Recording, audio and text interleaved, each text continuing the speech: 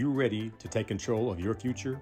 All-In CDO Training is more than just a driving school. We're your partner in achieving financial independence. Overcoming test anxiety? Struggling with self-doubt? We're here to help. Our expert instructors provide personalized support to guide you through the entire process. With flexible hours and online courses, we'll get you behind the wheel in as little as 3 months. It's time to turn your passion into a rewarding career. All-In CDO Training, the future of commercial driving. He ain't never slumber, never put him to the test. He be reigning king forever, resurrected after death. All praise to God, brother, say it with your chest. Say it with your chest, all praise to the one. Yes, sir. Yes, sir. It is Tuesday night. AC Sports Live in the mix once again. And it is time for Dodger baseball. However, tonight came up a little bit short, a lot short, as we knew the Yankees would fight, so it wasn't going to be easy. So I'm not that disappointed in not getting this sweep. I said Dodgers in 6, and it's looking like Dodgers in 6. But they got Garrett Cole going tomorrow night, their best pitcher. So if anybody bet me $2, I would like a brand new crispy $2 bill from the bank. I'll take it. Rubio in the house. The Rubio method. All day long, I get LinkedIn and notifications. That's the only social media app I have on notifications is LinkedIn. And I get Rubio, his videos have been commented on, all that good stuff. Dr. Frazier in the building. I gotta shout him out. Dr. Frazier blessed me with a hat the other day. It says, "Pastor warning. Anything you say or do could be used in a sermon." I gotta bring back that topic from my show. I put on the Pastor Cobb's hat and talk about some current events. I don't do politics, but I do current events. What's happening around us, what I see, what I deem as manufactured, and what I see as extra.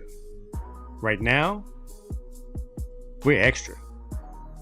Rubio sent me a video of a kid blocked the shot, ball's in play.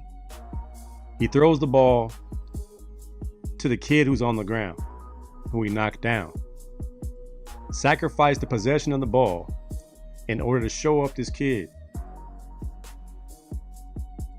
It goes back to, I think 3 weeks ago, I was talking about the senseless acts of pretending to have a gun in a touchdown celebration. We have a problem in our society.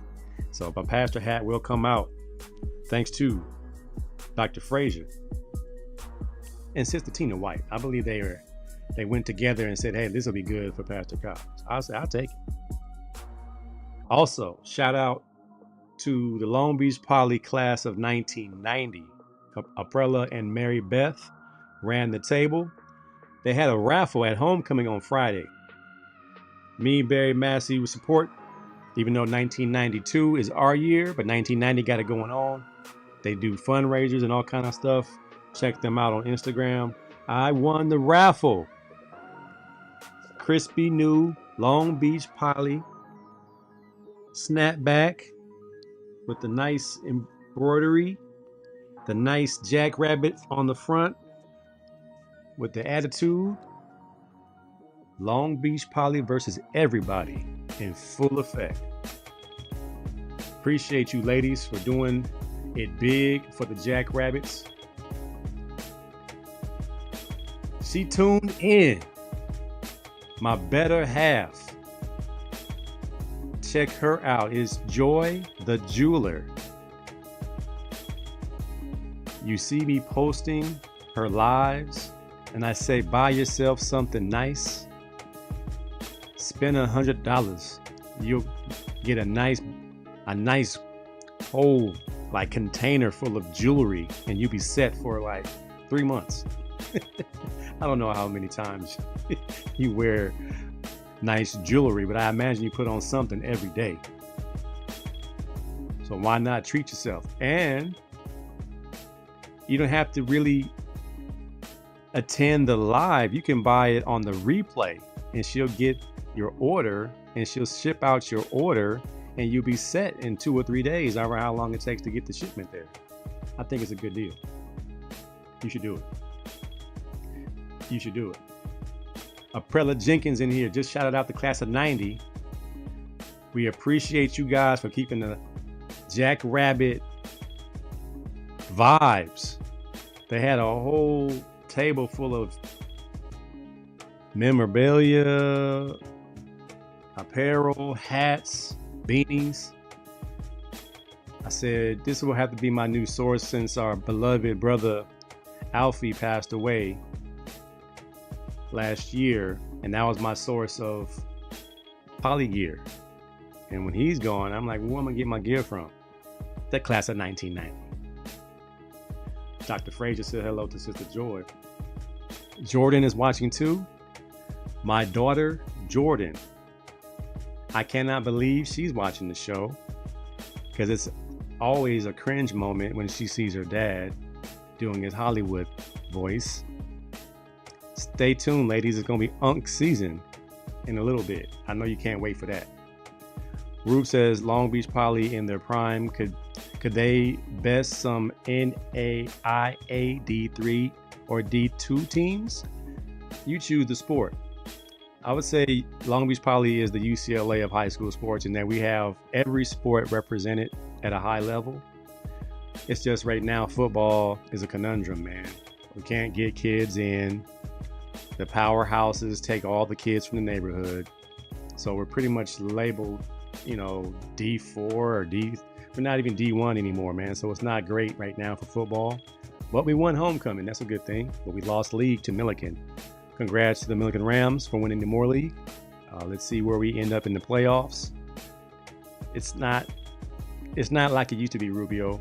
In our prime, even in the days we had 15 Division I players, we lost to De La Salle and then 1 versus number 2 in the country game. But we've had some athletes, and we still have some playing today. We got Mercedes Lewis. Shout out to his mom, Yvonne Withers, who's always shouting out Mercedes in his 20th year in the NFL. Well, it's really 19th, but 20 years, you give it to him. Jack Jones playing for the Raiders, amongst others. I think we have 6 players playing now. Juju Smith, Schuster's playing right now. We've had a lot of guys over the years. We've had some success. It's just been down lately. And I blame Long Beach Unified School District for being very picky in who they let in. Leon, the wife, says hello, if you didn't see her comment. AC2 is in the building out in San Jose State. San Jose State took a tough L last week. So now it is gut check time for the Spartans. What's the rest of this school year going to look like? What's the rest of this season going to look like? We're going to see really quickly. Happy boy in here, Miguel Lara. Yeah, man, your brother Raul has a stranglehold on high school football. They beat Bosco like they weren't even in the Trinity League. They beat Bosco so bad, all I saw was 45-0 at halftime.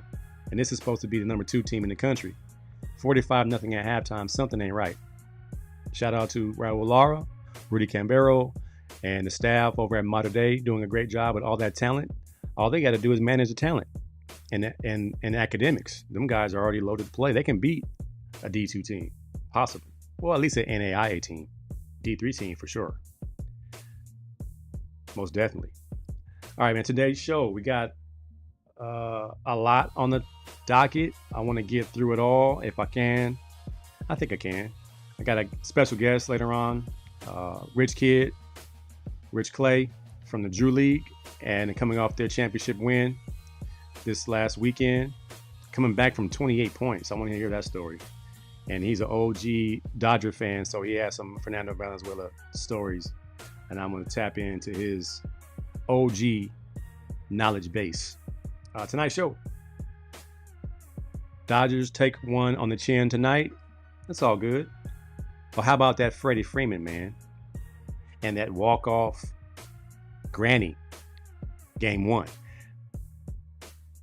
That was probably the most epic moment. That is, of all sports, buzzer beaters, walk-off home runs, a royal flush in cards, winning a relay race when you were losing and you came back. Like, there are certain moments in certain sports that are just the dream play, the dream at bat. Bases loaded in the World Series. Dodgers versus Yankees. They walk the player before you disrespectfully, like you are a scrub, and you walk up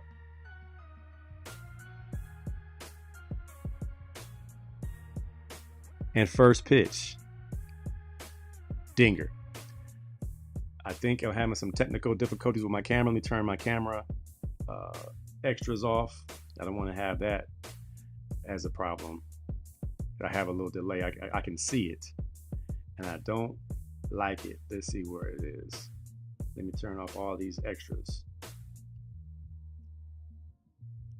And let's make sure it doesn't cause too much of an issue. There we go. Should be back now. I had a bunch of fixings and effects on my camera because it wasn't looking hot. I think it's good now. I'm caught up. But the Freddie Freeman, let's take a look at it. The walk-off, and let's partner it with the voiceover of Vin Scully back in 1988. Freddie Freeman. Look who's coming up.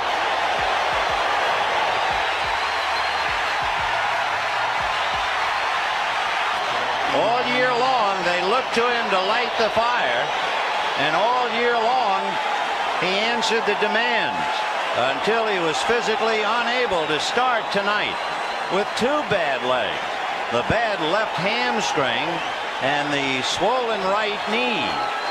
And with 2 out, you talk about a roll of the dice. This is it.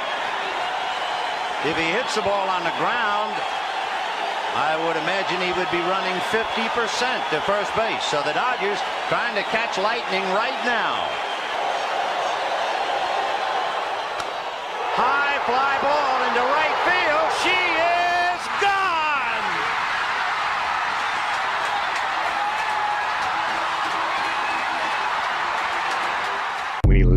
When he left his hand in the air after he hit it, as soon as he hit it, he knew.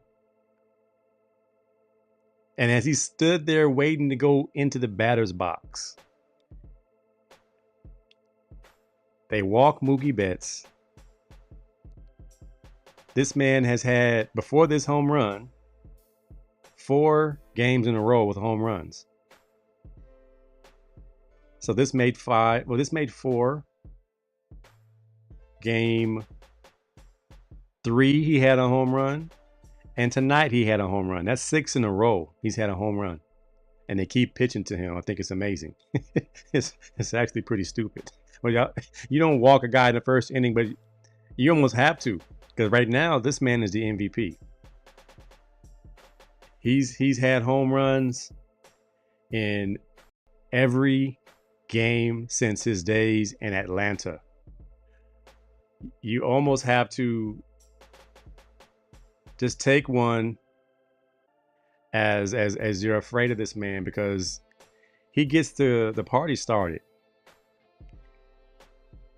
And momentum is so big. You saw how the Yankees caught fire tonight.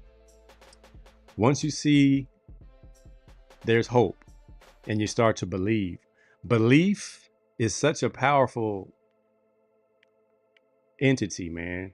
My wife and I were talking about this the other night driving home, and how it's so important for people to believe when it comes to their health, when it comes to their faith, when it comes to their healing. If you don't believe, like you don't feel you have the support, you don't feel like you have the ability, when you start seeing good things happen, you start saying, okay, we can do this. And then the Yankees start hitting the ball. Before you know it, they have 11 runs. Up until tonight, those bats have been so quiet. I thought it was just going to be a 4-game sweep, and the Yankees were overrated. I told some of my students today that I think the Yankees are going to win tonight, but I'll still wear my lucky jersey, my lucky hat, and just see if it happens. If it's so, we'll all take off Friday and go to the parade. Not so. The Yankees fight to play another day, and as they should. As they should. So we got a game 5.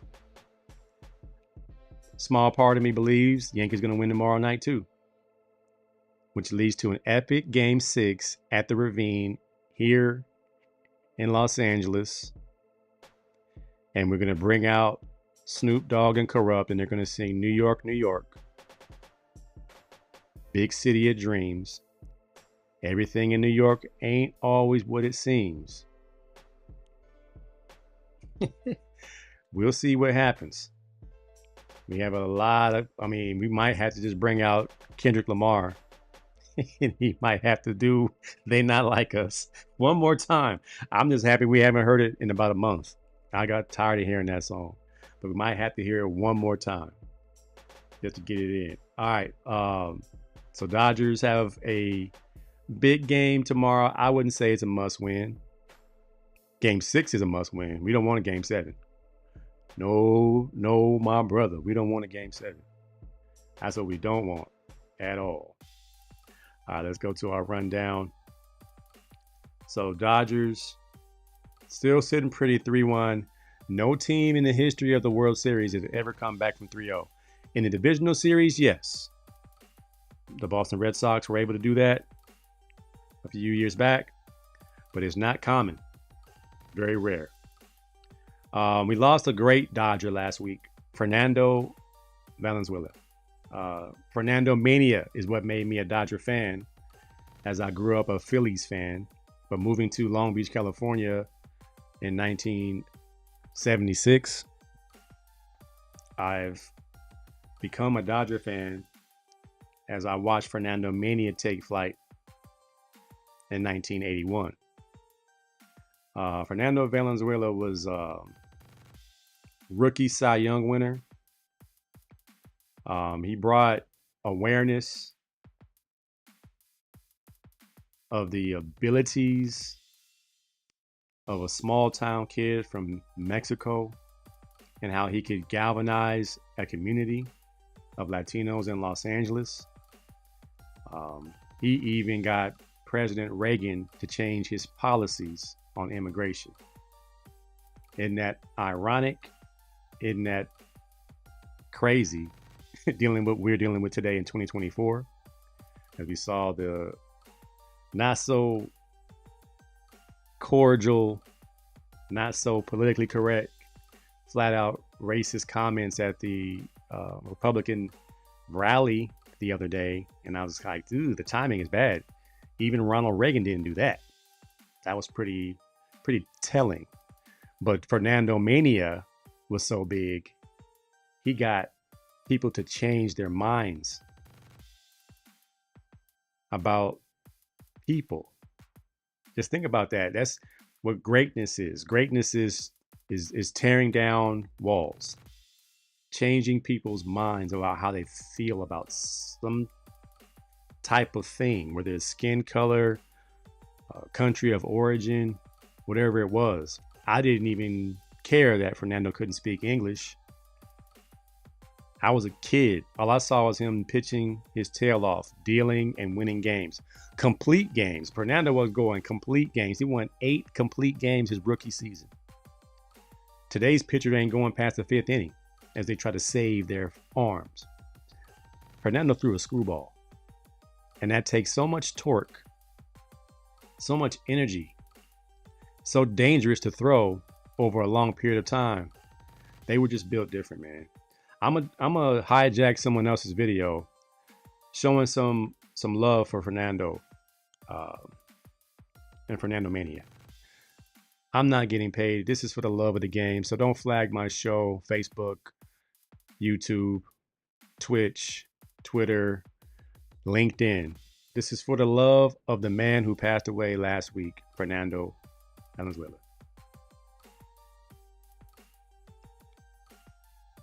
Home team coming up short each time, including losses to the Yankees in '77 and '78.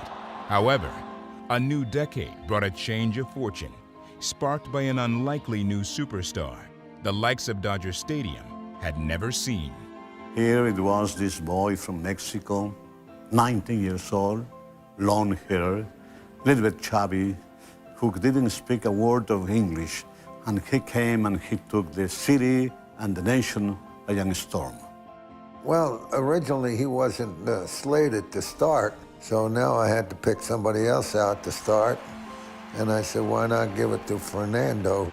You know, I remember when Tommy Lasorda, the manager in that time, he asked me if I can pitch that day, and I said, that's the chance I was waiting for. So I gave him the ball, and the rest is history. Valenzuela started the season with 8 complete game victories, 5 of which were shutouts, a feat that stands as the greatest opening salvo ever by any rookie pitcher. Growing up in East LA, we would dream about being in Dodger Stadium and watching Fernando Valenzuela. For myself, being Mexican, he was a big part of our culture here in Los Angeles. Initiated an Hispanic, almost a phenomenal, fanatic commitment to the game. Fernandomania, to me, looked almost like a religious experience. And we would see Hispanic families that have little teeny children with them. I could hear the father and the mother saying to the little children, you see that man out there? He's from nowhere. And you knew that the parents were saying to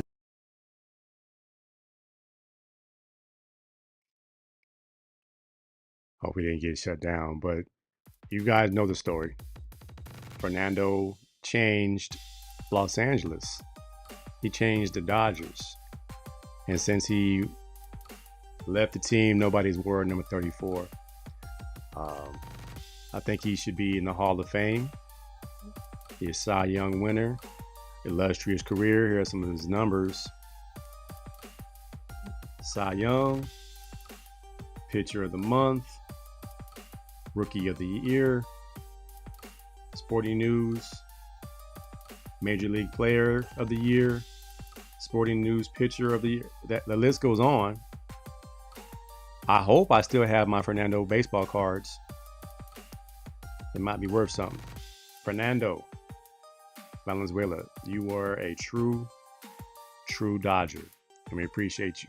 All you did for the city of Los Angeles, for baseball in general. All right, so moving on. Tonight's show, we have a special guest. I'm going to get to him in a moment. It is now 9:25. Okay, let's go ahead and jump to it. I have a lot of friends around Los Angeles, and this one is no different. We call him Rich Kid. His name is Richard Clay. He's one of the assistant coaches for the Drew League champion Mecca Cheaters, and they're called the Mecca Cheaters because they've been around since 1987. The Drew League's been around since 1973. So do your math. The Cheaters have been around forever. So now they're the Mecca Cheaters. Let's see if we can get him in here. Not there yet. Wait to see him hop on. Let's see if he'll hop on. So the story goes, the Cheaters were down 28 points, led by DeMar DeRozan. and they were able to make a comeback. Take a look at some of the clips as we get ready for Rich Kid to join us. I'm going to have to send him another link because I don't see him. The sound is off.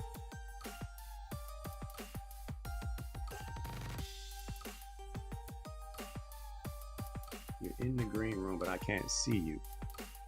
So you might have to jump on. I'm gonna send you another link. Rich, let's see if we can't get this to work.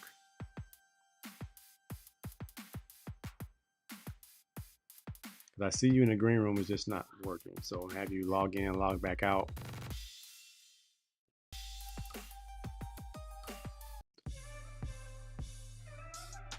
In the meantime, let's take a look at some of the highlights from the game. As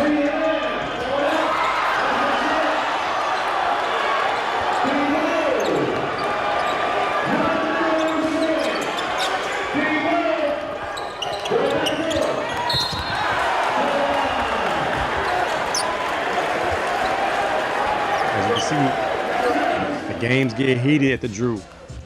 Packed house. Every possession is big. All these guys play at a high level. Pros, overseas, college. DeMar DeRozan, a perennial NBA All-Star. Giving it all he has. Playing hard.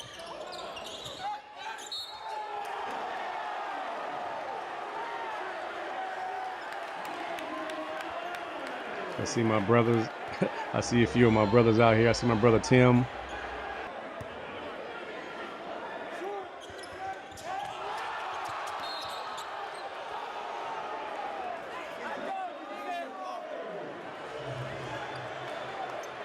Things get heated.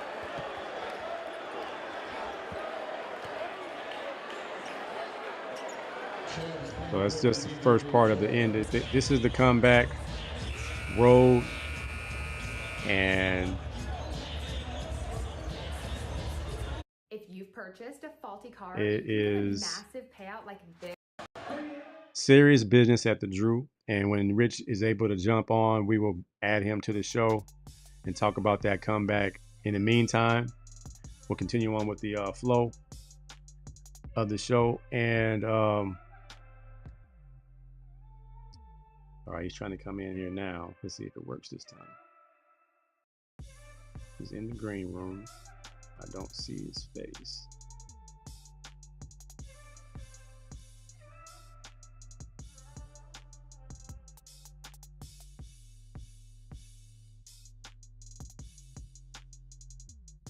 All right, I see you. I don't see you. When I see your camera pop on, we'll add you to the show. In the meantime, hang out in the green room, Rich Kid, and we'll get you on once your camera. I see you're in the green room, but something is not clicking. Interview is on, so we'll hang tight for a second. Meanwhile,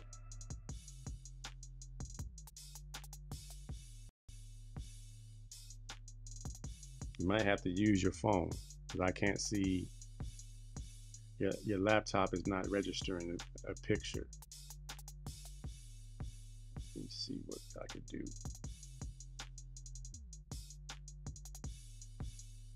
It typically shows me your picture in the green room, but I cannot see it.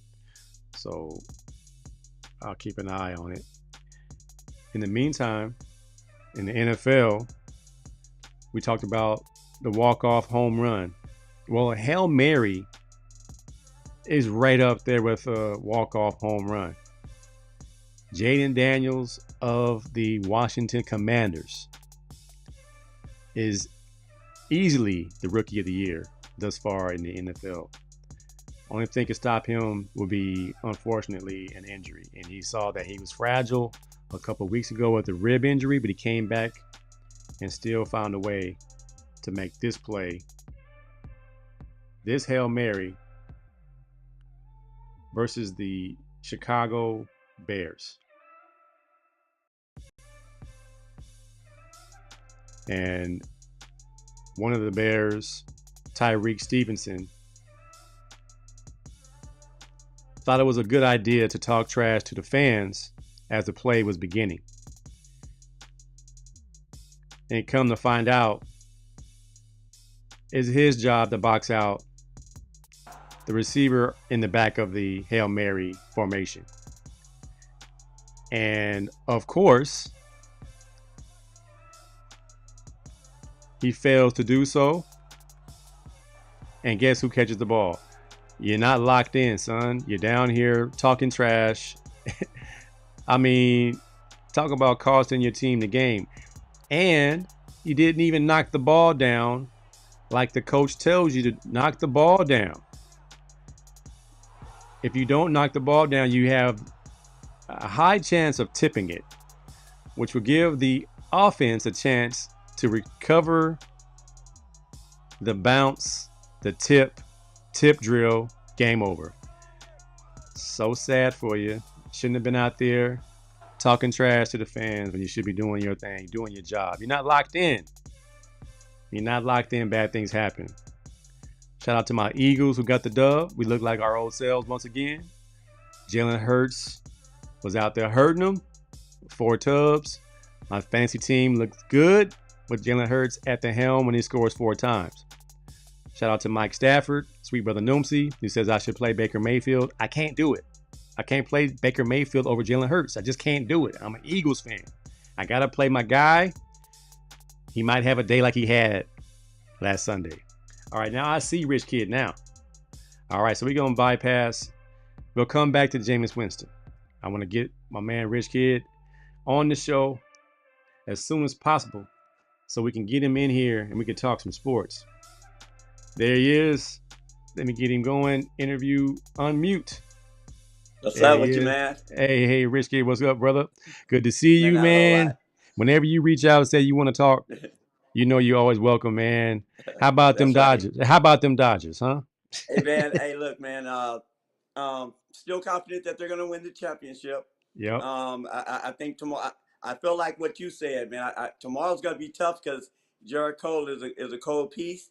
So tomorrow's going to be a tough win. So we might have to bring it back to Los Angeles to get it done, man. But whether you get it done in 4 games, 5 games, 6 games, 7 games, whatever it takes, man, just get it done. You know what I mean? I'm still confident that we're going to do it. Yeah, I had Dodgers in 6. I expected the Yankees to fight. Mm-hmm. I expect them to not lay down, and they're in a hole. I don't think we've lost 4 games in a row all season, let alone 2 games in a row. So we're going to be a tough out tomorrow. I know Garrett Cole pitched a game 1, but we saw Garrett Cole, and if they don't walk Freddie Freeman, because I came from a different era. If you got somebody that's just dealing, someone that's doing their thing, and they have your number, you take them out the game. You don't pitch to them. You don't let them get going. You just walk that one batter, and you'll deal with the rest. But I just know they keep pitching to him high and inside. That's his pitch. It's like he just turns up and opens his hip and just lets it rip, and he's having a good time. So he's the MVP at this point to me. All right, so I want to get to the topic at hand, man. You guys had a crazy game last week in the Drew League. Tell me about it, man. How do you come back down from 28? Is that? Yeah, it was 25, and it was about a month ago or so. But dude, I mean, like when you have DeMar DeRozan on your team, it makes it a little easier. But, a lot easier. Yeah, exactly. But I mean, he's been on Paul George's podcast and some other podcasts, and he was talking about, like, man, look, the dudes we're playing against they're real dudes. I mean, like these dudes, they either played overseas. You got Marcus Williams, who played in the NBA. You got some real studs over on the other squad, man, and it's no picnic. You know what I mean? Like that team is real. Last year, Kyrie Irving came and played with them. They're called the Soldiers, man. They're very good. They were shooting the lights out. All we did was we just told our guys, not to give up, keep playing, whatever. So at the 3-minute mark of At the 3-minute mark of the third quarter, we were down 25. We scored the last 10 points of the third quarter, right? Mm-hmm. So we went to the fourth quarter down 15. Now in the fourth quarter, it was staying between something like maybe 13 to 18, and with two like maybe 12 to play, they hit a 3-pointer from the corner and put them up by 12. At which point the announcer said, "It's over," like that, right? But on the mic, He didn't say that. DeMar DeRozan, came down and hit a 3-pointer like about 5 seconds after he said that and cut it to 9. We played defense. DeMar hits another 3, cuts it to 6, and then we came down, played defense again. DeMar hits another 3. We cut it to 3. So now we come down and he gets and then I think it was Casper Ward Jr. He gets fouled on a 3-point shot with about like 11 seconds to play, and he makes 2 out of 3. So we're still down 1 with 11 seconds to play. They bring in their little point guard who's like really dynamic. We foul him right away. He misses the front end of a 1-and-1. Good foul. The ball goes to DeMar. He gets a blocking foul with about I think it was about like maybe 5-6 seconds left to go in the game. He makes 2, and then they come down for the final shot, and it goes in and out, and we end up winning the game by 1 point. Man, it was pandemonium. It was absolute pandemonium, man. It was I don't know if you've seen the highlights, but Yeah. it was packed. When you were logging in, I showed the first clip I pulled off the YouTube feed, and it was the give and go for DeMar DeRozan, and he got fouled, got clothesline. I said, they're out there playing hard, man. I mean, they're playing some tough, no layup basketball. Like, you really have to get to your spots. You really got to make shots. You got to make your free throws. This is high level stuff. It reminded me of a few years back in that All-Star game where the NBA players decided to play. They finally turned it up a notch. Like, play like you want to play. Play like you want to be here. And that's amazing, man. Now, what is it about the Drew that for after all these years of its sustaining, playing right here in the hood, right in our backyard, NBA guys aren't even from LA, Compton, LA, Watch, Long Beach, places like that, but they come to play at the Drew. We saw LeBron, we saw Kobe, rest in peace. We saw James Harden's from here, he plays.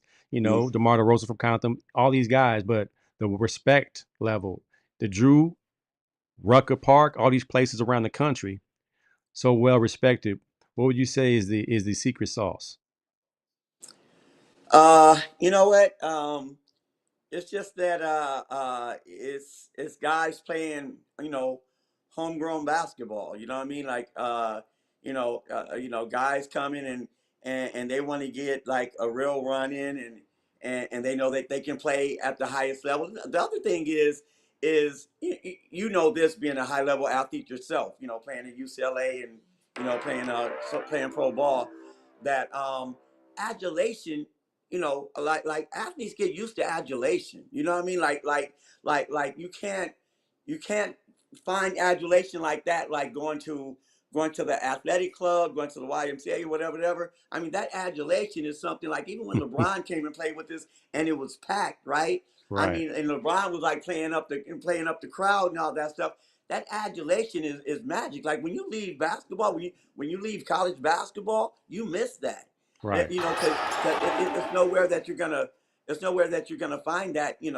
Unless you're playing at another pro level. So the thing that the Drew League brings, besides the fact that the players, they want players that are high level. They want to play with the best players. If you can't play in the NFL, you're gonna go play in the CFL. How come? Because the CFL got people from Ohio State and Michigan and Georgia and UCLA and USC that didn't make it to the NFL. Or could have gone, but maybe they feel like they can have a longer career, whatever, right? So it's still high level football, So I think the players, they know that they can come somewhere, play hard, not worried about guys uppercutting them, getting hurt and stuff, because these guys play overseas themselves, you Right, know, right, uh, and play on a high level. And let's face facts, other than superstar guys, like a DeMar and LeBron and stuff like that, it's a lot of guys in the overseas that can play in the NBA.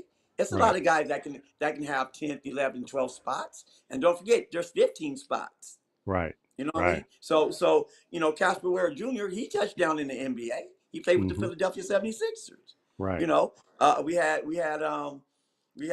somebody else from the Chicago Bulls that was on that on that team as well.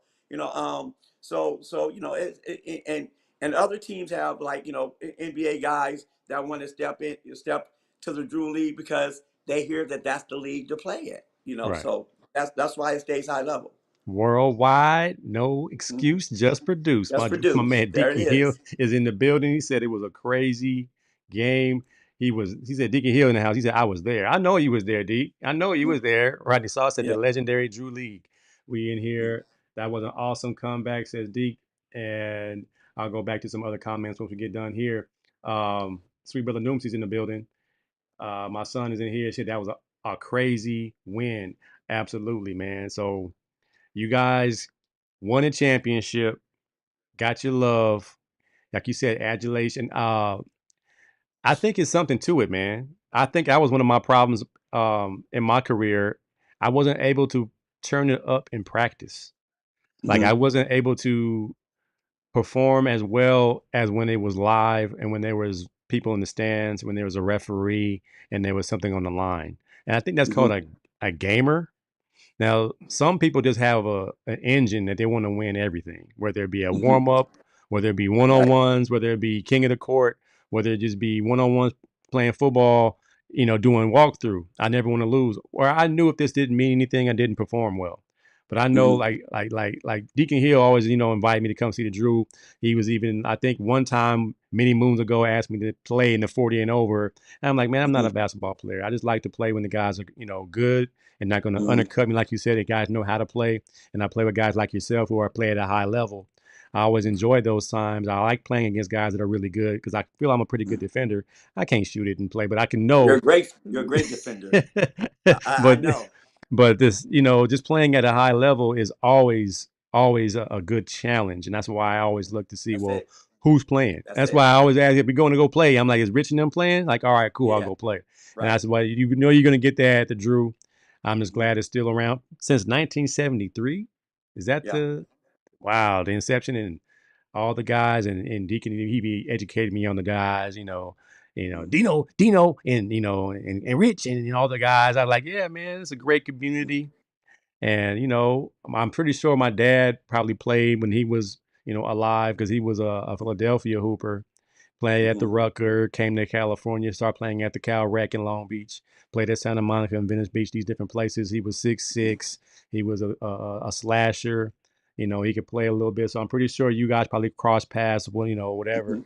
But Yeah. No doubt. it's No a great doubt. thing, man. Now you Yeah. also said on top of your basketball accolades in history that you're a huge Dodger fan and you got some Fernando Valenzuela stories to share with us. Mhm. Talk about Right. it.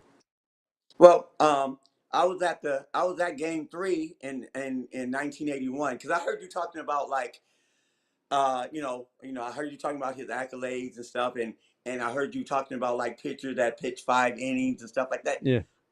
Okay, in 1981, in Fernando's first year. Now, when you gave his accolades, you said he was Rookie of the Year and Cy Young. He was also MVP. So he He was Rookie of the Year, Cy Young, and MVP of the he was league, the right? MVP of the league. Yeah, also, yes. No, I So he didn't was know that. he was those, so he was those three things, right? But the thing about it is he had 13 victories. 8 of those victories were shutouts, right? Right. But the main thing was this: the Dodgers played the Yankees in '81, and it was the 2-3-2 format. Game two, look, I've been a Dodger fan since '72, right? Right. And so when the Dodgers in '74, the Dodgers played the A's, lost in 5 games. The A's were super. They won in '72, '73, '74, right? In '77, '78, when the Dodgers played the Yankees, I thought the Dodgers might have been the better team. Um, Garvey, Say, Lopes, Russell. Mm-hmm. That was the infield. Dusty Baker in the outfield. Reggie Smith Mm-hmm. for the Dodgers. They beat us both times in 6 games, both times, right? Right.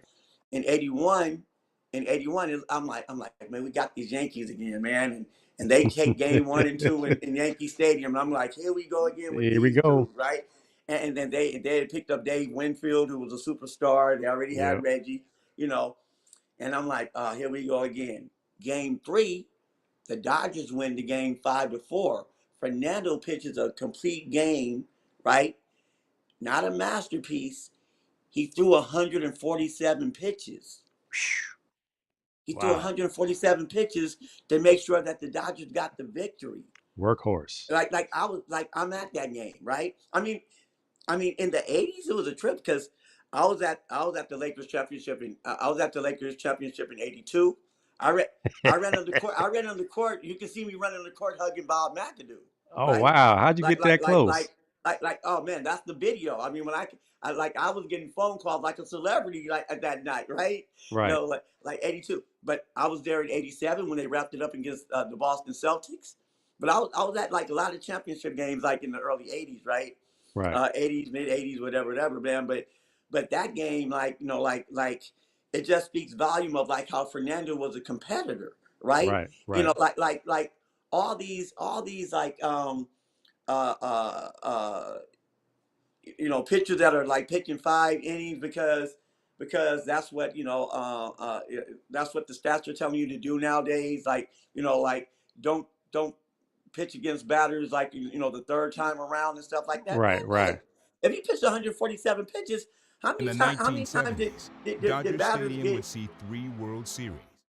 Go Yeah. ahead. How many times did Fernando see a batter for the 5th time?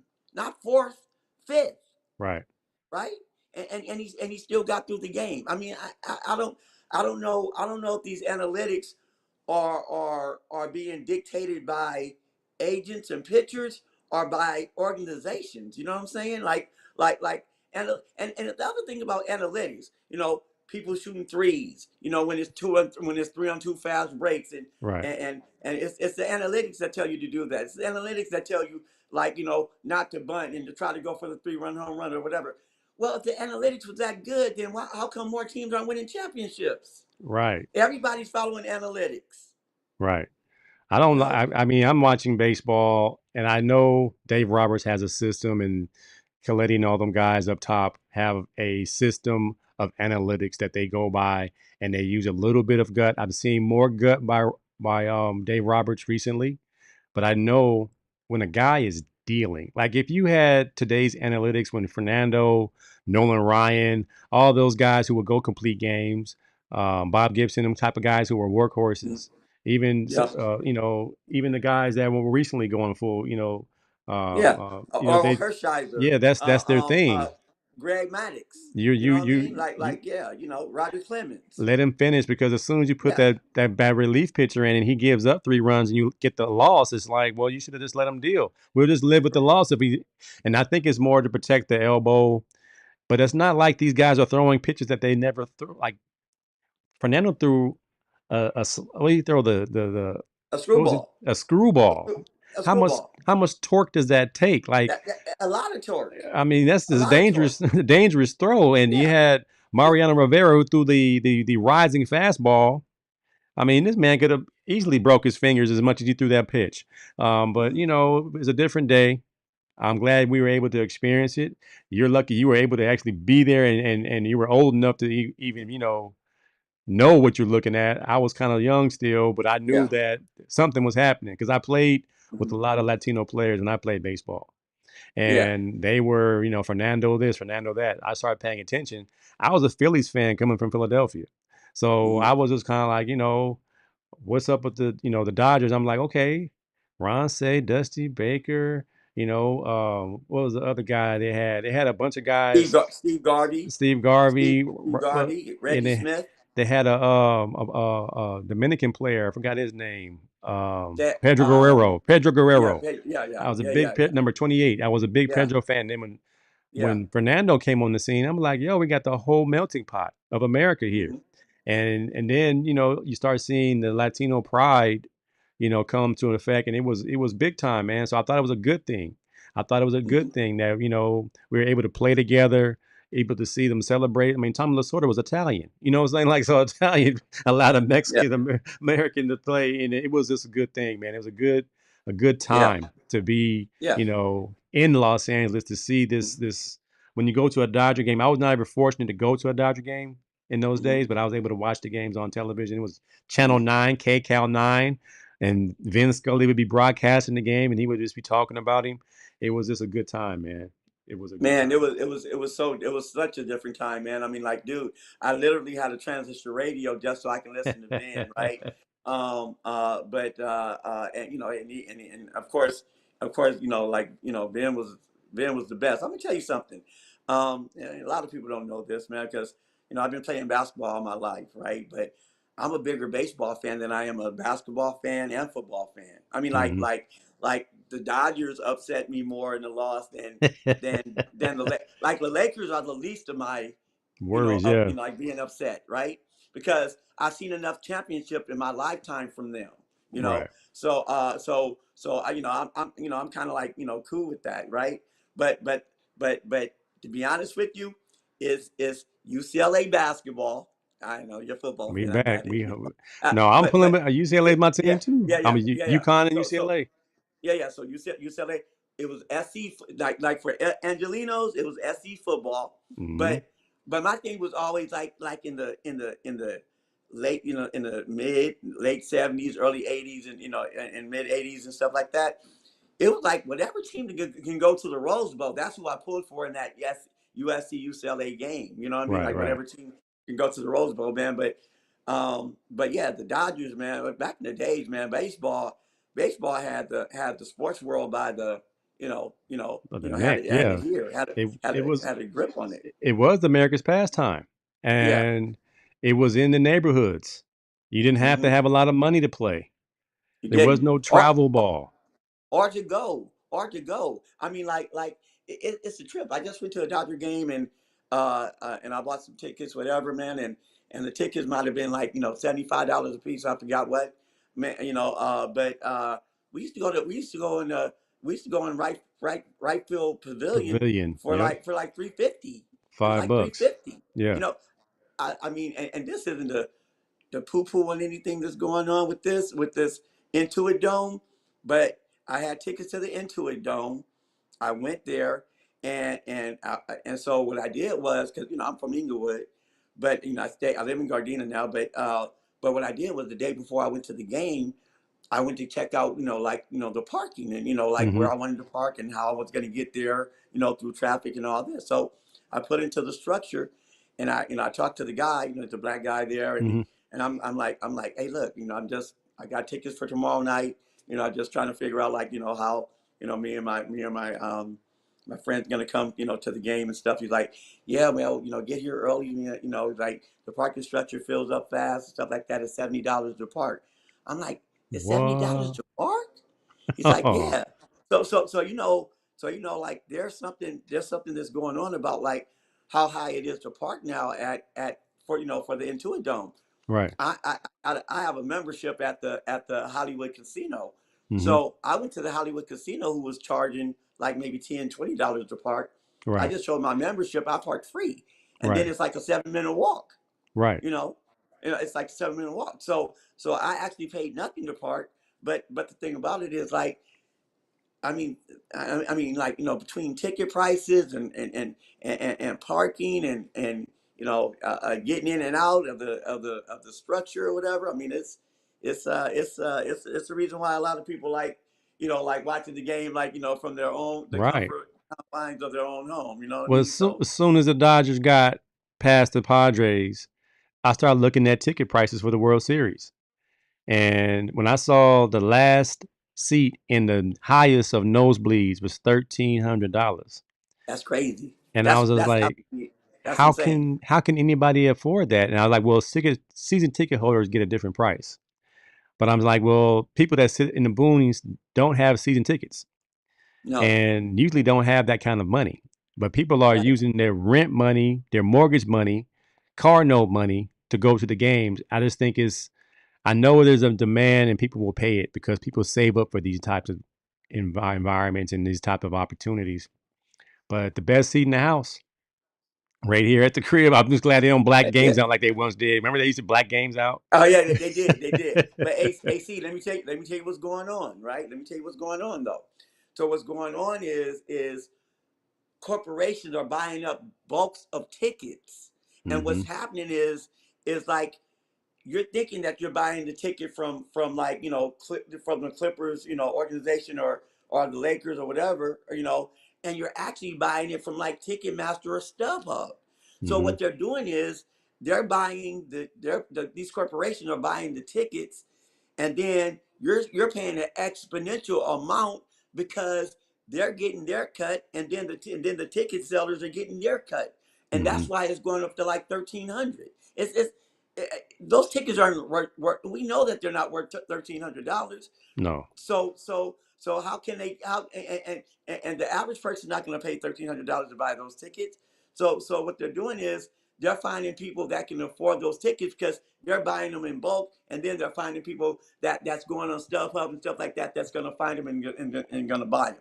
Yeah. That's what's going on. So that they're trying to crack down on that. They're trying They to crack down on they need to, man. corporations. Yeah, They need yeah, to because the kid that dreamed about going to the game, dreamed about playing in the big game at the Ravine, can't afford it. And I just like, well, shoot, is there at least a chance to go in a certain nights of the year where it's, the ticket prices are face value and reason. not hiked up? Like, Yeah, yeah. it's I mean, crazy.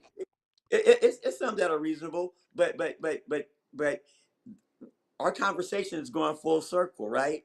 Conversation is going full circle because that's one thing about the Drew League. See now the Lakers are usually sold out. Usually, if you can get some single tickets, you might be able to do that. But to get 2 or 3 tickets, you probably can't do that at any Laker games, right? So so so now you come to the Drew League, and there's a chance to see Kyrie Irving up close and personal, free. Let's get Harrison Barnes, DeMar DeRozan, LeBron James came in. There's a chance to see him free. When Kobe played in the Kobe game, I was coaching. Kobe's there for all of the community to see for free.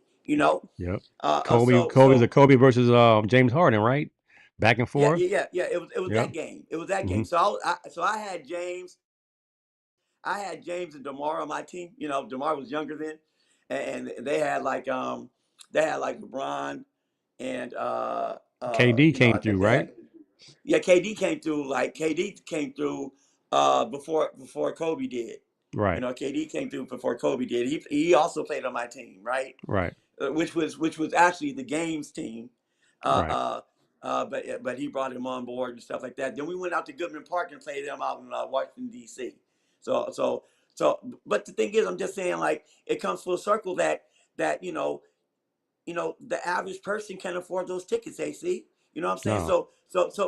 So they come to the gym and they get to see LeBron and DeMar and these guys, and they get to see these guys for free, and they get to see good basketball as well. You know what I mean? So any way that you can see these guys, and you try to do it, especially if free fits your budget. You know what I mean? So Yeah, man. Well, I think it's yeah. an awesome thing. How long did you play before you just hung him up and now you're coaching in the Drew? I played. It was crazy. I played till I was 49. Played till Wow. I was 49 in the Drew League. And some good Um, knees. Some good yeah, knees yeah, and yeah. a good I lower back. I I I I never had trouble. Like I'm about to have surgery on my shoulder, rotator cuff and bicep on my left shoulder. Oh I yeah. just went to see a UCLA doctor last week, right? Um, but I never had trouble with my knees, which was which was a Mm-hmm. good thing, and I've always stayed in fairly decent shape, so can shoot the ball a little bit, so Right. I was You able get to, hot. When you get hot, it's oh over yeah, with. yeah, When yeah, you get yeah, yeah, going, I was like, hey man, yeah, yeah, that man's lights I was out. able, I was able, I was able to hang in there for a good maybe 20. I probably started at like maybe 28, Right. 27, 28.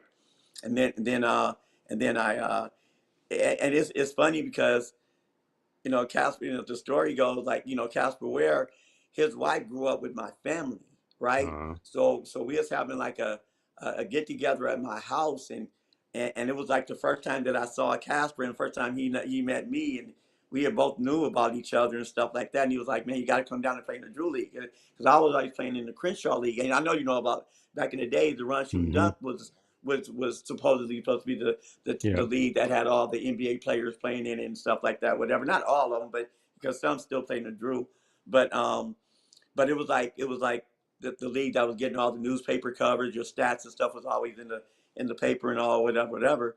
And then he was like, "Yeah, come and play in the Drew League." So I did, and I played with the Cheaters, and then I played with a different team, but then I ended up playing with the Cheaters, and that's how it happens and stuff like that. Speaking of that, I'm also the voice. I want to put this plug in if you don't mind. I'm the voice of the T Ware. That's Tanisha Ware. That's Casper's daughter. Women's Pro Am League, right? Okay, all right. And this is it. And this is the league's 25th year. We play out of Long Beach. We're at Lindsay Academy Middle School, and we draw great crowds and stuff like that. But we have WNBA players come through, and it's a high level league. We play 6 games every Sunday, and I'm the voice of that. So I've been doing that for like 20 years. Oh wow, okay. And this is like year 25. So All right. it's also high level, probably the best women's pro-am league on the West Coast, if not even further. But I'll just call it, the West Coast right now. It's the female version of the Drew. Yeah, kind of. Yeah, Okay. kind of. You know what I All mean? right. I mean, like there's a women's Drew as well. But Tanisha's had her league for like 25 years. All right. And it's really high level, man. And it's like I said, it's played every Sunday, man. So and it's in Long Beach. So if you ever want to, if you can ever come out, come check Yeah. it out. Well, knowledge is power, man. A lot of these things we don't know about. Like I see Mike Holbrook, our boy, our homeboy, he posts about the women's league once in a while when they win. But as far as it being a league that people can come watch and things like that, the same issue the WNBA had, the marketing, the promotion, the knowledge that they're playing at a high level over here, come check them out. And I think that is what's going to start happening with the new resurgence of a popularity of the WNBA game. Leagues like her league will continue to get more traction. Like you're saying it, I didn't know. I now know. Like I said, I will see Mike post when they win, and I'm just kind of like, that's cool, but I have no idea about when the games are, where they are, is it free, any of that good stuff. If I have, girls basketball at my school, they would probably benefit from going and seeing some good ball at a high level. They most definitely they would. And by the way, we're sponsored by the Jordan brand and Nike. So we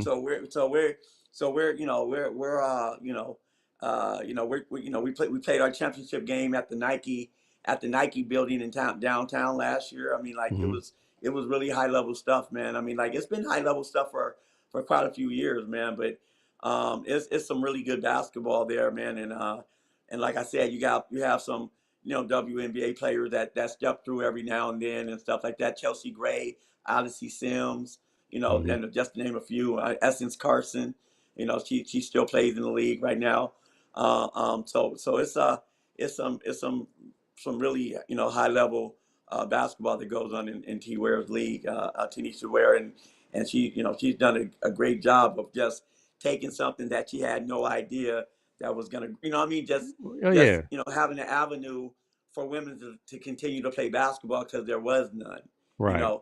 And then like just taking it and then just watching it, like you said, just grow because the popularity of the sports is growing and so now it's doing really well on its own. It's the information that needs to be put out there, man. And before I let you go, I gotta ask a couple basketball questions.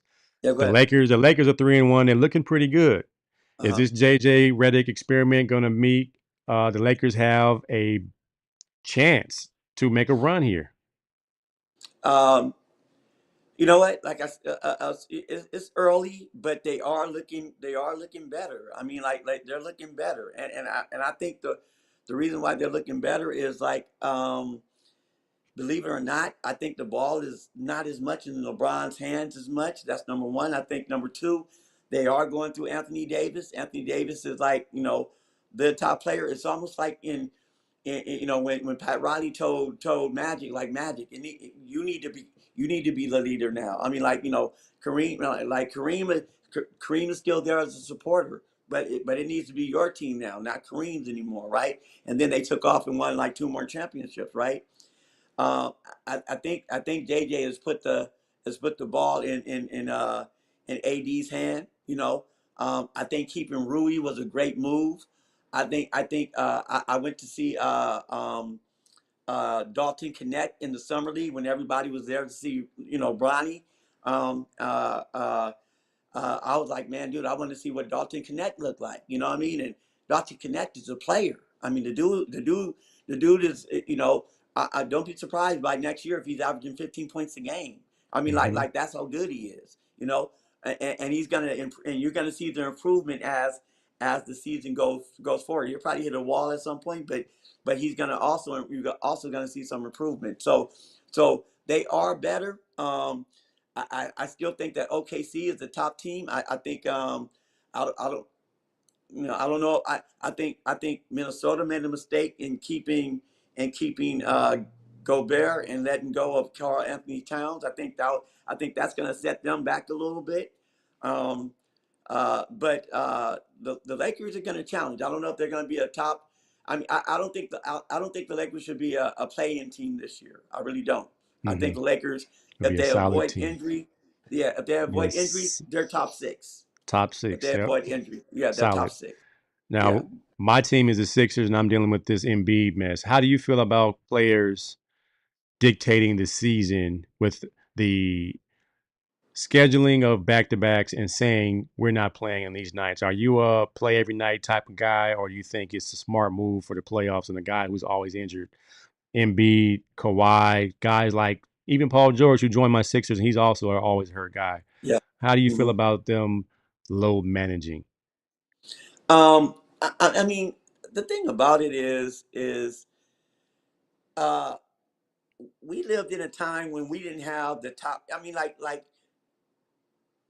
compared to normal people, we had top trainers and top nutrition and stuff like that. We didn't have it like they have it today. We didn't have the Nautilus and the equipment and the personal trainers and the what I mean. I like eating food with no carbs.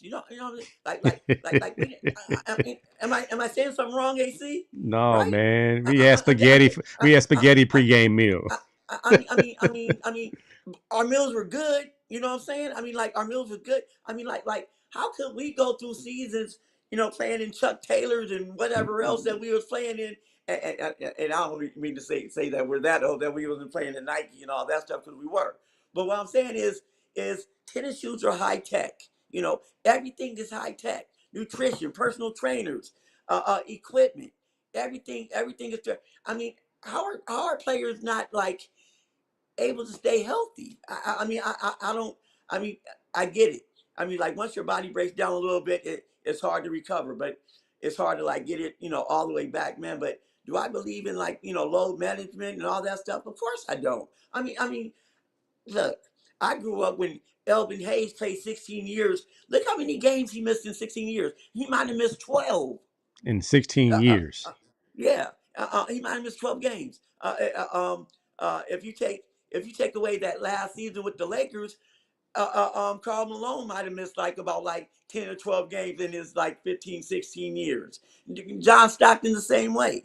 I Right. mean, like these guys probably didn't have personal trainers. They trained and they did what they did, and they had like team trainers, that kept them healthy and whatever. But guys played like every game. So they're getting $40 and $50 million a year, and then you're telling me that they're gonna play like 41 ball games. I mean, like, I mean, like, okay, well, okay. I tell you what, play the 41 games, make 25 million. Give me 25 back.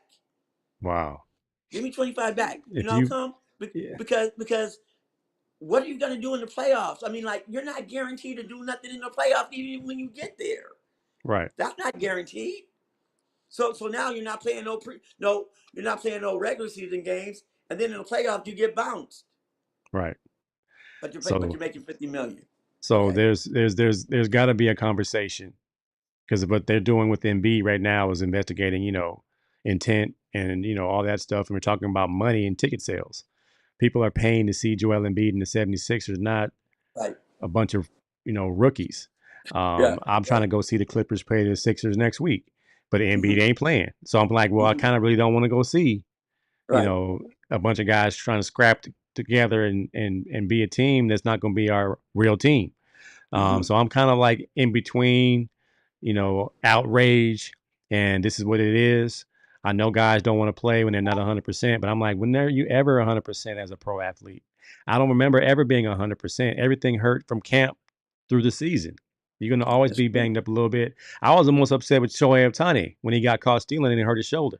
I was like, that looks more like a pride injury. Like he just didn't want to get caught stealing, so he needed an excuse. So now he's running around with his elbow up, and he's able to swing the bat. So I was kind of like, is he really injured, or he's that kind of guy who wants some sympathy when things don't go right? I don't know, and I know Embiid does have issues. But if you're going to be injured, why are you playing in the Olympics? My whole thing is take care of your There body the you go. best way you There you can. go. There you go. It shouldn't be selective like that, but that's just my opinion. But that's not me. No. I want to play Yeah. every night, you know. Right. Right. And at the end of the day, and then the thing about it is things are like smacked right in your face. Let me give you an example. Okay.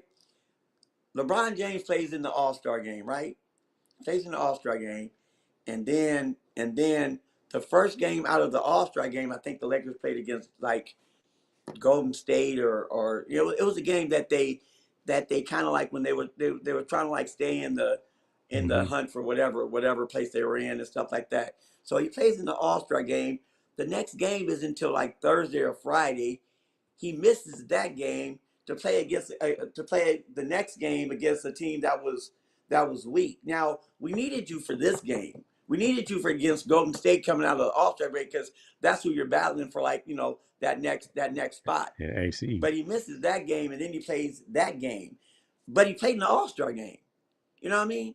I mean, those decisions are just, those decisions are just kind of like, they're just kind of like crazy. I mean, to say you're not going to be able to play, so many games, and even if you can't, why would you announce it? You know what I'm saying? Like I'm just saying, AC, Yeah, let yeah, it yeah. happen. You Just let it predetermined. happen.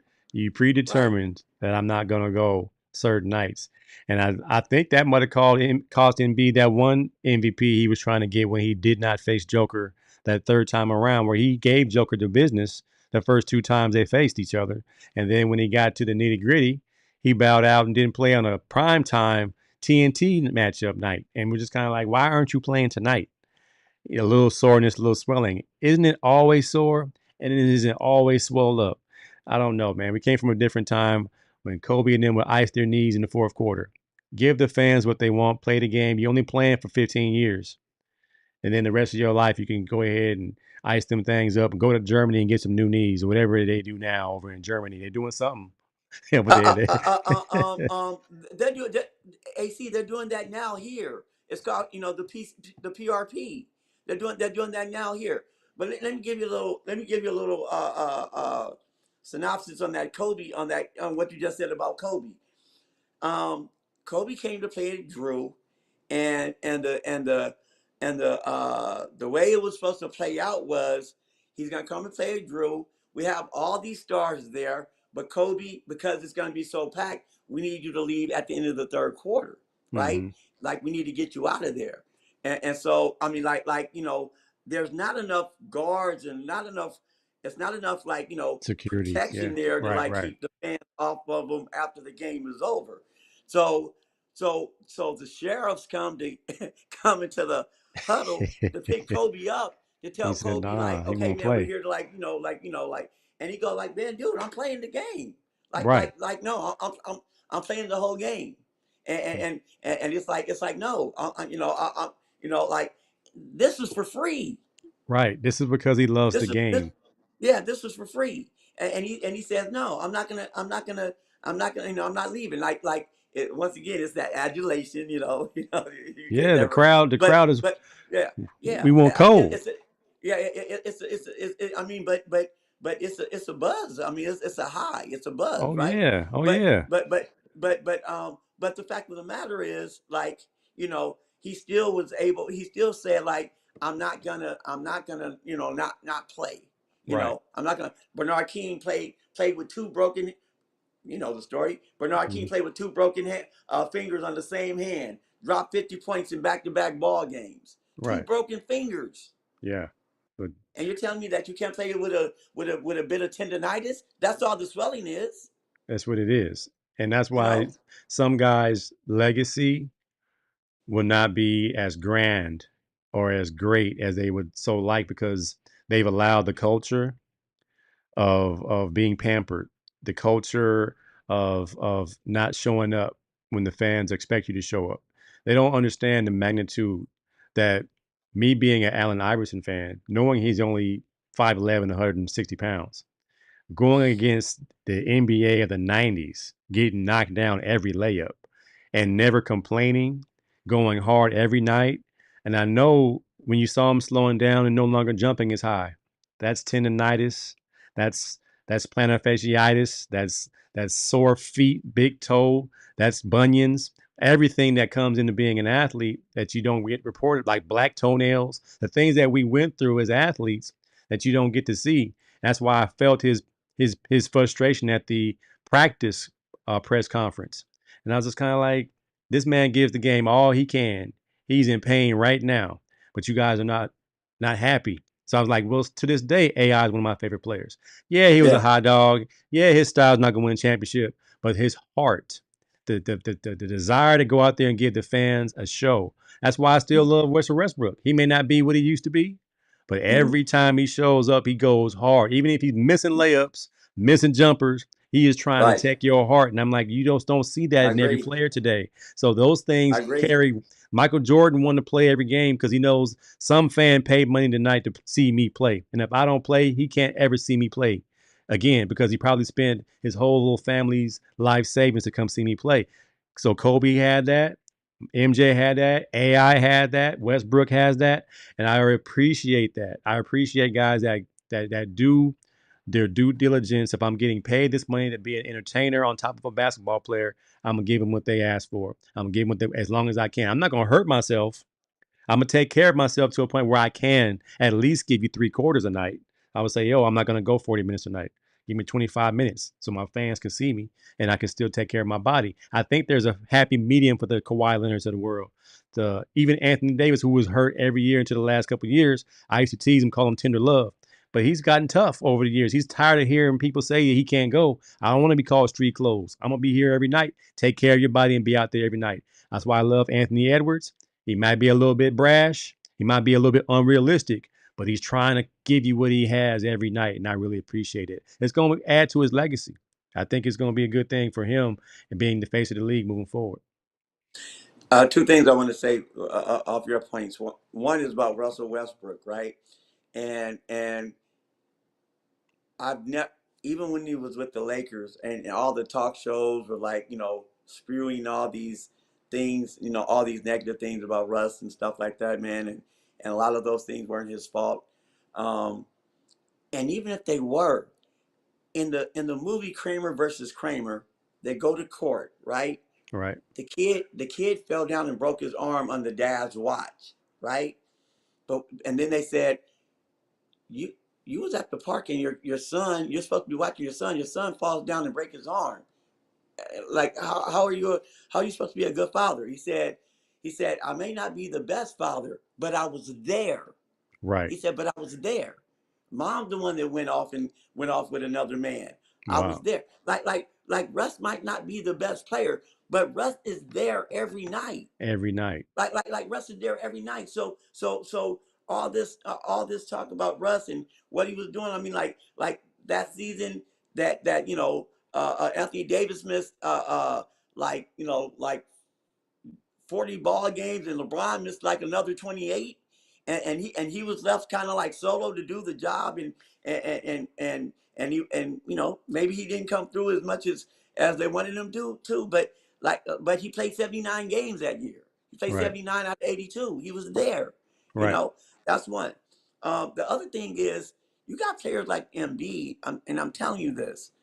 Embiid is going to finish his career with like maybe 400 million, $500 million in the bank. He's not going to be a Hall of Famer.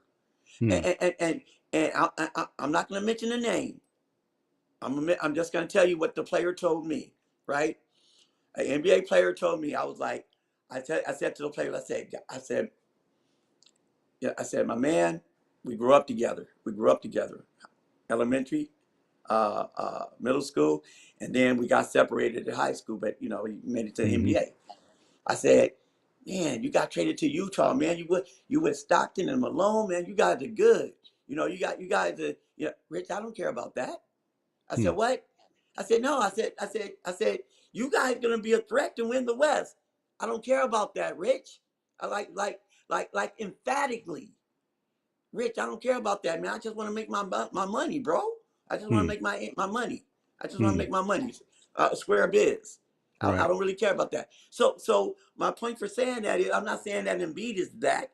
I'm saying that he's going to finish his career with over $400 or $500 million in the bank. One MVP. And that's it. MVP. But the thing about it is, right now, he's not a Hall of Famer. Right. How can he be? I mean, the season that he got the MVP, how many games did he play? 68. Barely made the cut. I mean, maybe that. I mean, he's not a Hall of Famer as of right now, not to me. And he could have been the best, and he might be the best center, in this, in the last 5 to 7 years or whatever you want to say, 5 to whatever. I mean, like at least on paper, but he hasn't had any longevity, to be considered a Hall of Famer. Right. All he's doing is banking bread. Yeah. He's making money. I can't fault him if his body is breaking down on him. But again, when you do the Olympics and you spot play, and when you are able to be a little bit more nimble, like he's been so overweight the last 3 seasons, of course you're going to be injury prone. You're not taking care of the weight factor. You're too heavy. You and Zion are too heavy. You can still be the most dominant, powerful people with just lean mass, but they just want to be bigger, heavier to dominate and push guys around. But it just takes its toll on your knees and lower back and feet being that big and heavy.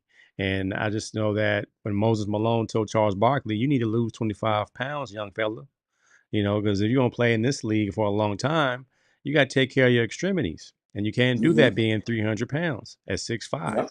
So I just know it's a taking care of your body. I heard Embiid lost weight, whatever it is, but going into the season already on the mend, is troubling to me, but that's just how it is. And I'm just kind of like, well, your legacy will be just that. The process was never complete, and you're going to go down as a guy who could have been great.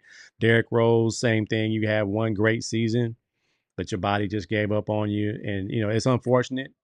I mean, people do get injured. It's part of the game. Yeah. But I just know when guys milk it, like you're saying, you're going to have $500 million, but no legacy. And is that how you want to live? That is a different time. Some guys are okay with that. I got money in the bank. Okay.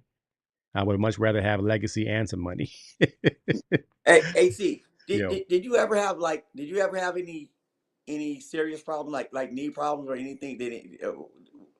I mean, playing against you, it don't seem like you ever had any knee problems. But I'm just asking, did you ever have any injuries that you couldn't kind of come back from, like that never healed to be back, on the football field.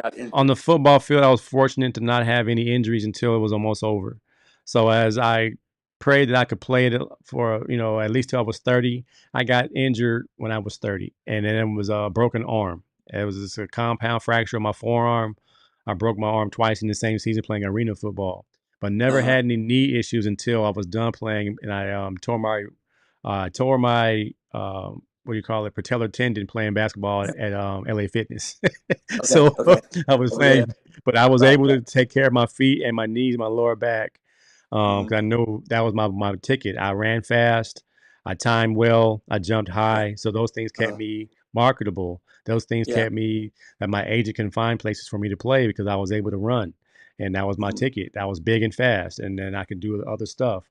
But I never had any extremity problems until I got a little bit older and my body did Mm-hmm. begin to break down. When I turned 25, I had my first injury. It was a shoulder tear, an AC Mm-hmm. joint. I was playing through it. Got it. I Yeah. had to get surgery on that, but I was able to play beyond that. I came back Yeah. from my arm injury. It was Mm-hmm. concussions that kind of shut me down at the very end. So nothing Yeah. Yeah. but lower Yeah. body. So I was able to get Yeah. through Yeah. it. And the reason why I brought that, and the reason why I was asking you is because somebody like Embiid. I mean, I don't know about Paul George. I think it's more Paul George's back, maybe. I don't know, but I mean, I know he had a hyperextension of his leg this past time, but like when you hurt your knees and if you remember Kevin Johnson kept tearing his hamstring, right? I mean, Mhm. he kept like either tearing or pulling his hamstring. Like once those things and one of the reasons why I was able to play for a long time in the Drew League, right, is because I never had any knee problems, and I never had. I wore low tops. I wore low tops from my very year after I got out of college till now. I never wore high tops to play in. I always wear low tops. I sprained my ankle maybe like 3 times in my whole life, and once was like on both ankles like the same week. You know what I Right. mean? I mean like whatever. So I never had any like knee injuries and stuff like that. But once you do, like it's easy for those injuries to like come back. Like Embiid had injury had leg problems at Kansas, Right. which is one of the reasons why some people were shaky on drafting him and all this other stuff, whatever. But he's been having leg problems. So as you get older, as you get into your 30s, like at some point tendonitis, arthritis, those things start setting in because they're never going to be the same because you're going to be losing ligaments and cartilage. You know what I Right. mean? Right. So Right. so so you're never he's never gonna so like you said, you know, I can understand the fact that they kind of like want him like for later on, like during the season and that type of thing. But don't announce it. I mean, like let it be where. I mean, don't say that stuff. Yeah. Don't say that stuff. If you don't say that, they're probably not even investigating you. Right. If you don't say that, you just, hey, I'm out. I'm out tonight. I'm out for, hey, my knees is this, that, and the other. I'm gonna be out for the next 3. You know what I mean? I'm gonna be out for the next, couple games or 3 games or whatever. But don't announce that you're gonna do that Yeah. because it makes it seem like you're cheating the fans. Yeah. And You the know? cat's out the bag now, though. I mean, it's been that way for some time now. Like Rodney Saw said, if you're gonna be that way, don't ask for a max contract, and don't expect a max contract because you're a part-time player. You know, And that's what I just said. yeah, I said if you're gonna play 41 games, then take 25 million. yeah, I mean, why are you taking 50 million if you know that you're gonna play 41? Like in other words, you're saying like your worth to our squad is to play 41 games as if we're gonna go 31-10 with you. We're not going 31-10. right. The I mean, we're Sixers gonna we're are. gonna go we're gonna go 20. If we're lucky, we'll go 24-17. Yep. Yep. And that's what we're You going know to what I be mean? looking at. I'm like, oh man, we're going to have a long season. And then we got to think about, well, do we start thinking about trading this guy? Because he's holding us hostage. With the whole Ben Simmons Embiid experiment went to pots. So now we start trying to get other guys. We had Jimmy Butler in the building, let him go. and we messed around and stuck around. I mean, it's not about the Sixers, man. I gotta get ready to let you go, but we could talk about this, man. I gotta have you on once a week or something, man. But That's right. I could go on and on about my frustrations with my Sixers, man. But Right, in the right. meantime, man, I appreciate your time, Rich, man. Always, You man. enlightened us about some things, Drew League stories, Fernando stories. I appreciate your wealth of knowledge, man. Always. What's it look like, man? You guys gonna run it back next year? What's it looking like for the future for you? I don't know. I don't know if we're gonna run it back, but we're gonna, we're gonna, we're in a lot of things, man. I mean, um, besides the Drew League, we do the Las Vegas Nationals, and that's over 100,000. We lost in the finals. The team that we beat uh, uh, in the finals at Drew beat us in the finals for the $100,000, Oh, and that was a great game. Then of course there's the TBT for the $1 million, and uh, and this is going to be the first year that everybody's going to get money like AC. It's been winner take all for all these years, right? wow, right. That means if you navigate from 64 teams and you're one of the final two teams, the team that final game gets the million. Nobody else, all 63 other teams, got nothing, right? Whoa, yeah. This is gonna be the first year that you're getting paid for every win that you get. So for every win, you're getting $7,500. Every win, you're getting $7,500, man. So we're very excited about that, about that prospect. So we got the TBT, we got the Las Vegas Nationals, and then we got Drew as well. So we're just trying to, and we have the Mecca League coming up, and the Mecca League is like 25,000. So Okay. we didn't have none of these money turned. Hey, It's coming now up, man. We didn't have none of that's good, man. Because these things like this, man. But it's a lot of guys can use that money, man. I'm pretty yeah, sure that's a nice for a little, real. especially when you gotta tell your woman, I'm gonna go play ball again, and she knows you're not Mhm. getting paid. So if you come home with some money, she can be like, go on out there and play and get that Yeah, yeah, money. yeah. Oh yeah, yeah, yeah. But yeah, last year in Vegas we won it for 30,000, and then this year it jumped to 100,000, and we won the second place money. So it still was something. I mean, but that's what we do, man. We just, we try to play on a high level, man, and try to add a little, try to get a little bread in our pockets while we're doing it and stuff like that. That's coaches, this is as coaches. As far as playing, I play at the Los Angeles Athletic Club, and we go to the Nationals. We just came from Detroit this past year, but my shoulder betrayed me. We lost in the finals, Yeah. yeah. So we got that going on. So it's been good, man. It's been good, man. But I'm looking forward to seeing you, man. I mean, we got some time coming up for our Thanksgiving break, and then we're gonna have our 3 week. We will be off for 3 weeks for our winter break, man. Myself and Rodney O. Yeah. I might. So hopefully, I'll think about it, man. I got a gimpy knee myself. I've been swimming and boxing, no hooping. My last time I hooping, I hurt my mhm, left knee. It's been tricky ever yeah, since. So I'm still just trying to play it cool and see what happens. But I would love to get back out there with you got guys, man. All right, man. I'm gonna let you no go. doubt. I appreciate you, Rich, man. Hey, Till next time, man. Peace and blessings to you, hey, man. every time, man. Love Okay, you, man. sir. All right, brother. Next time. Later. All right, man. That is Later. Rich Kid, um, Richard Clay. Good brother, man. I appreciate his company. I appreciate playing with him. When he gets going, man, when he starts shooting that rock, it's over with, man. He's straight butter. I've seen him hit like 6 in a row and finish the game. All right, man. So I've gone way over my time, but I'm still gonna go through and finish the show. I appreciate you guys hanging out. Rodney Sauce, Sweet Brother Noomsy, Deacon Hill. Um,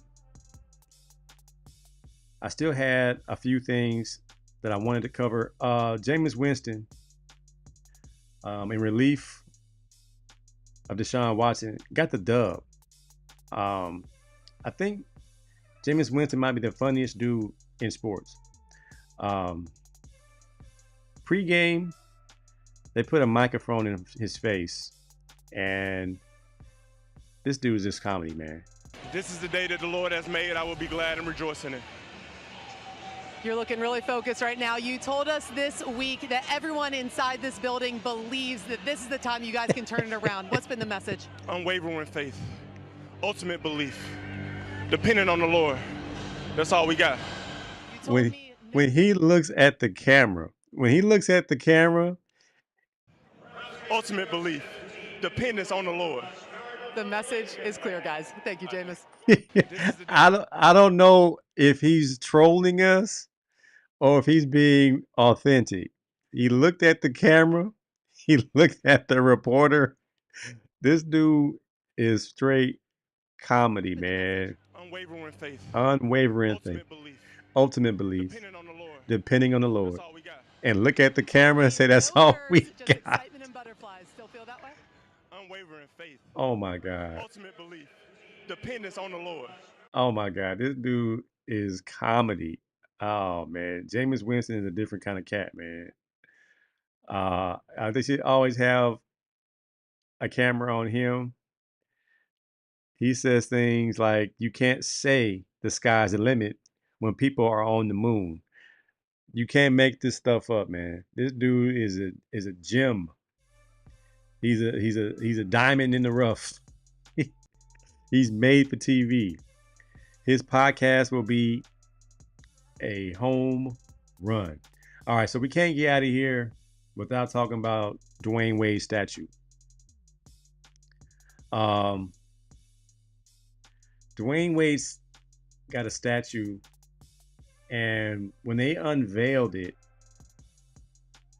everybody all had the same reaction.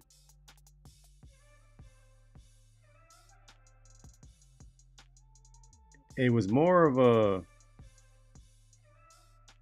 what am I looking at type of thing. Like, what game was that? And who is that? That is not DWade Wade. And I was kind of like, well, is he going to be happy with his statue? Because that's not DWade Wade. That's somebody else.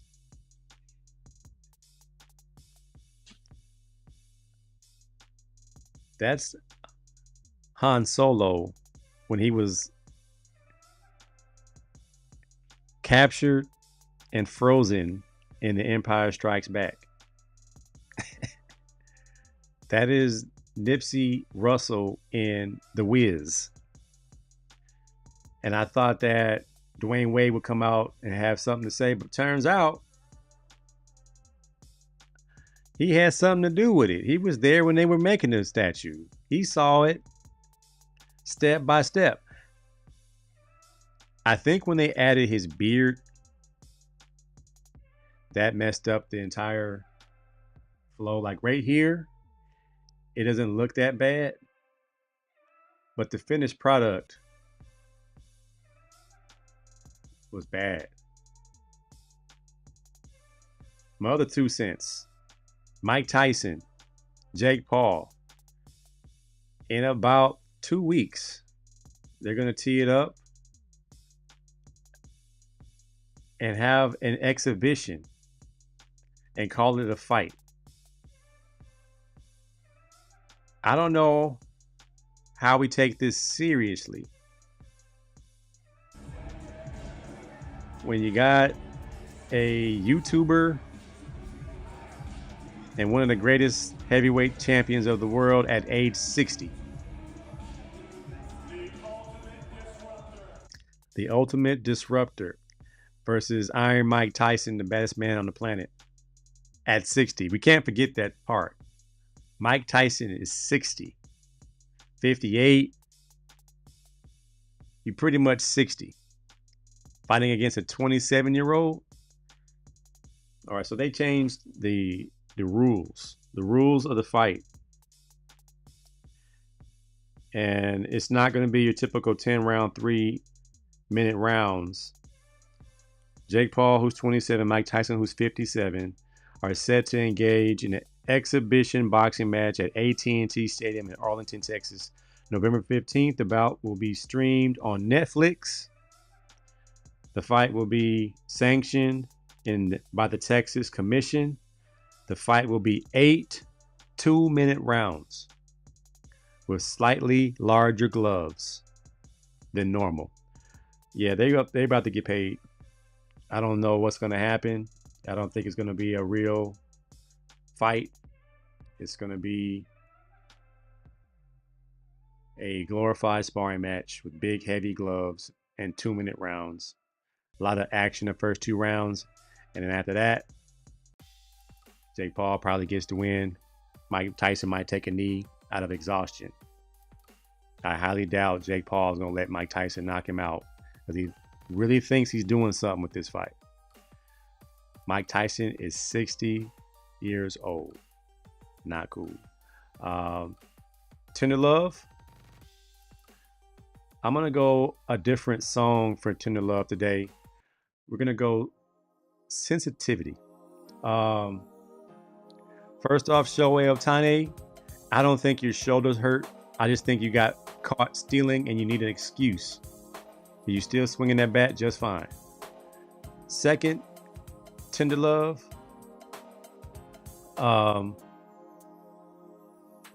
Kyle Gordon of the Chicago Bears. Bruh.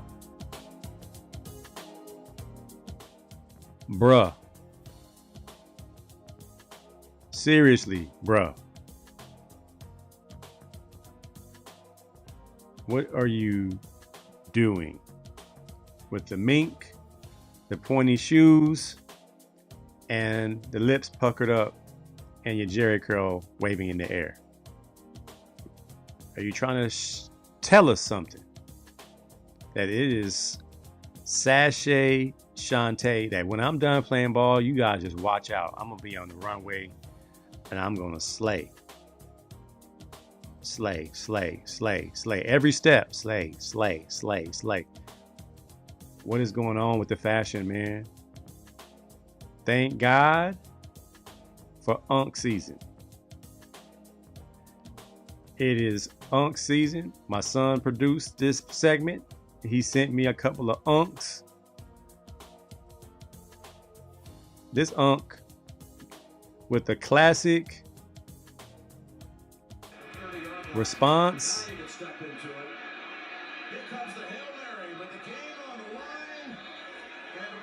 The classic Unk response. Look at you. Pace. Look at you.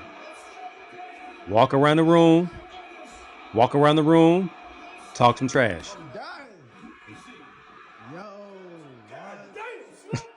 We got us one. You can't tell Unk nothing. Excuse the language. It's Unk season. When he walked back and forth without looking at the ground,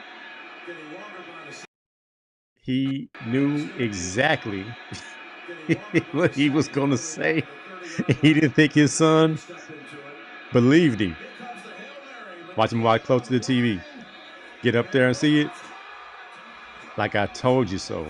Like how we drew it up. I'm not sure why you was second guessing it. I'm not sure. I'm gonna walk towards you. I'm gonna walk away. I told you, son, we got us one. We got us one. I try to tell you.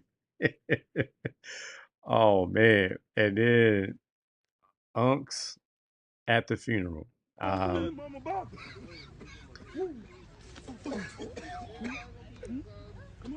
Big Mama just passed away, but these boys out here still play fight. If Big Mama was here, what? Why? And who's coughing? At the funeral, Unc. Come on, man. Come on. Stall them out, Unc. Don't do it like that, man. All right, man. I'm about to get out of here. I'm going to play this music video by my man, Corey Purnell. Song is called I Thirst by C Reflex, a.k.a. Corey Purnell. It is a faith-based hip-hop song. shot by my main man CP3 and the Purnell Pictures Show.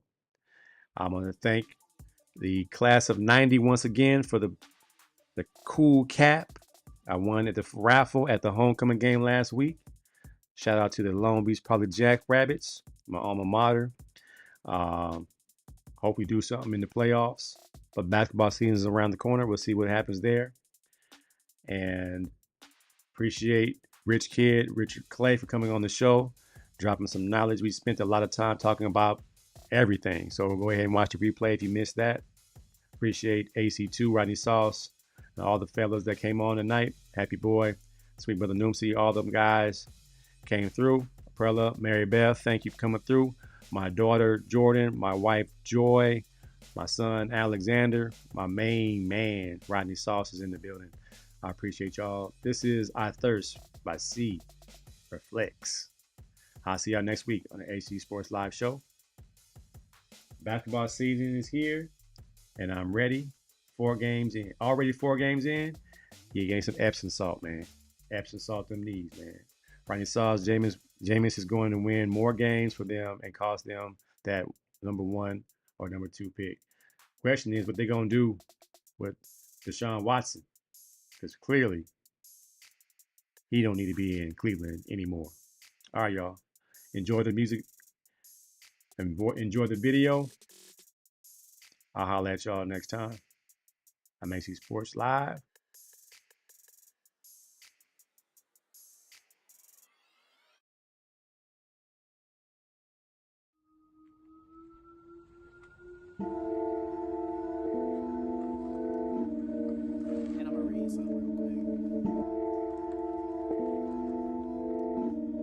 John 19:28.